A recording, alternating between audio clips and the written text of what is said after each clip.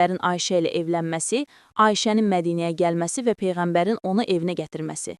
Rəvayət edilir ki, Ayşə demişdir, mən 6 yaşımdan Peyğəmbərin deyiklisi idim. Biz Mədinəyə gəldikdə Bəni Haris ibn Xəzrəc qəbiləsində qonaq qaldıq. Bu əsnada mən xəstələndim və mənim saçım tökülməyə başladı.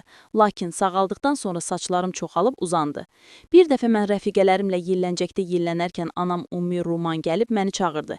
Mən də onun yanına getdim. Məndən nə istədiyini bilmirdim. O mənim əlimdən tutub apardı. Nəhayət gəlib evin qapısına çatdıq. Mən təngənəfəs olmuşdum. Elə ki, mən rahat nəfəs almağa başladım, anam biraz su götürüb üzümə və başıma çəkdi, sonra məni evə daxil etdi. Mən o evdə ənsardan olan bəzi qadınları gördüm. Onlar məni görəndə dedilər, xeyirli, bərəkətli və uğurlu olsun. Sonra anam məni onlara təhvil verdi, onlar da məni toya hazırladılar. Səhər Peyğəmbər sakitcə mənim yanıma gəldi və qadınlar məni ona təhvil verdilər. O vaxt mənim 9 yaşım var idi. Əl-Buxari, 3894-cü hədis. Peyğəmbərin Ayşənin onun zövcəsi olacağı barədə gördüyü yuxu. Ayşə rəvayət edir ki, Peyğəmbər ona belə demişdir. Mən 2 dəfə səni yuxuda gördüm.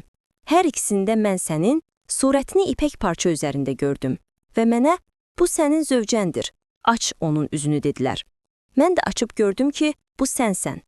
Onda mən dedim, əgər bu Allahdandırsa, Allah onu gerçəyə çevirəcəkdir.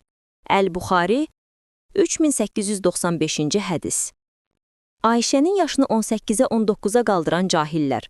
Bilirəm əxlaq dinini bildiyiniz əxlaq sərkərdəsi qəbul etdiyiniz Peyğəmbərinizin etdiyini əxlaqınıza sığışdırmırsınız. Qəbul etməsəniz də belə, reallıq budur ki, Peyğəmbəriniz Ayşə ilə 9 yaşında yatağa girib.